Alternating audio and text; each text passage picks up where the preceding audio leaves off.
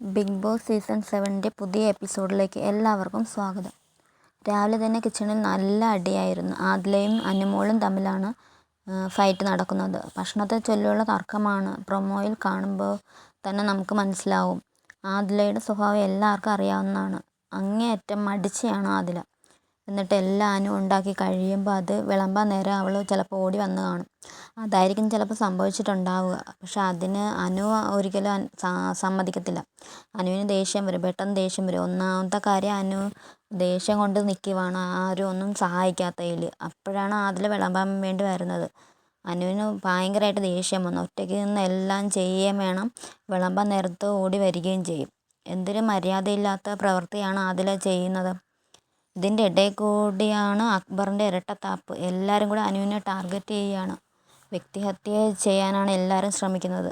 പണിയെടുക്കാത്തവർ എന്തിന് വിളമ്പണം എന്ന ആറ്റിറ്റ്യൂഡാണ് അനുമോൾക്ക്. അല്ലാതെ തന്നെ വേറെ ഒരു പ്രശ്നവും ഇല്ല. അതിലെ സുഹൃത്തായത് കൊണ്ടാണ് അനു ഒന്നും പറയാത്തത്. നെവിനോ അക്ബറോ ആയിരുന്നെങ്കിൽ കിച്ചൺ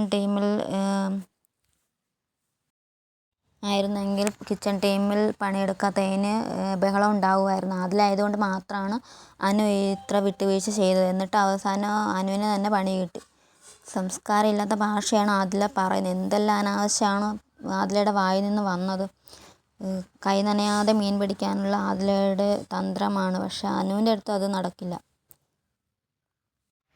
ഇതിൻ്റെ ഇടയ്ക്ക് നിവിനെല്ലാം കേട്ട് കണ്ട് ചിരിച്ച് സന്തോഷിച്ച് നിൽക്കുന്ന ഒരു ഭാഗം കാണിക്കുന്നുണ്ട്. നിവിൻ അങ്ങ് ആസ്വദിക്കുന്ന അറുമാദിക്കുകയാണ്. കഴിഞ്ഞ ഈ ലാസ്റ്റ് വീക്കിൽ അവരായിരുന്നല്ലോ കിച്ചൺ ടീം.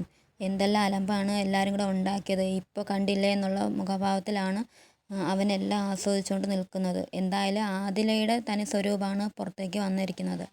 അതിലിടെ താനെ കൂതറ സ്വഭാവം, അതാണിപ്പം. എന്തെല്ലാം അനാവശ്യ ഭാഷയാണ് സംസാരിക്കുന്നത്, അതെല്ലാമാണ് ഇപ്പോൾ വെളിയിലോട്ട് വന്നിരിക്കുന്നത്. അതിൽ ഈ വീക്കിൽ ഔട്ടാകണമെന്നാണ് എൻ്റെ ഒരു അഭിപ്രായം.